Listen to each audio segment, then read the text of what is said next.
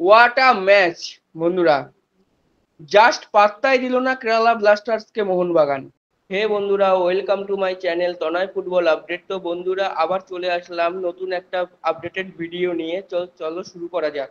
এটা কি দেখলাম আমি আমি তো বুঝতেই পারলাম না যে এটা মোহনবাগান জুনিয়রদের ম্যাচ হচ্ছে না সিনিয়রদের।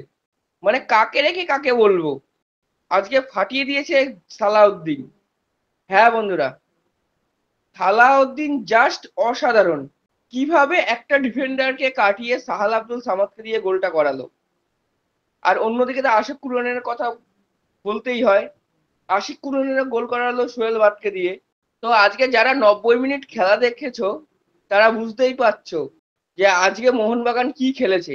আজকে ম্যাচের স্ট্যাকটা যদি বলে দিই মোহনবাগানের, পুরো ম্যাচে বল পজিশন ছিল মোহনবাগানের। শট নেওয়ার দিক থেকে বলতে গেলে কেরালা ব্লাস্টার 11টা শট নিয়েছে, অন্যদিকে মোহনবাগান নিয়েছে 5টা শট। কিন্তু শট অন টার্গেট আবার রেখেছে মোহনবাগান।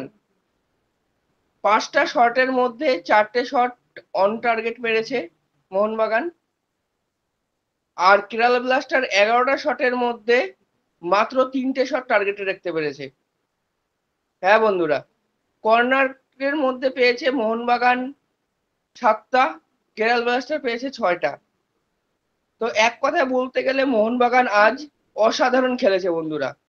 আজ মোহনবাগান প্লেয়ারদের কোনো তুলনাই করা যাবে না। ধারে বারে কেরালা ব্লাস্টার্স এর থেকে মোহনবাগানের প্লেয়াররা অনেকটাই এগিয়ে ছিল।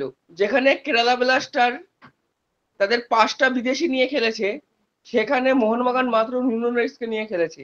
হ্যাঁ বন্ধুরা, তো এই জেতাতে মোহনবাগান চলে গেল সেমিফাইনালে। বন্ধুরা, পরবর্তী আপডেটটি হলো মোহনবাগান কিন্তু তাদের সেমিফাইনালিস্ট পেয়ে গেল।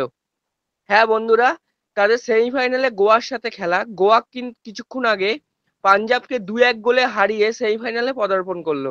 তো এই ছিল আজকের আপডেট বন্ধুরা। যদি ভিডিওটা ভালো লেগে থাকে তাহলে লাইক কমেন্ট শেয়ার করো এবং চ্যানেলটা অবশ্যই সাবস্ক্রাইব করো। ধন্যবাদ।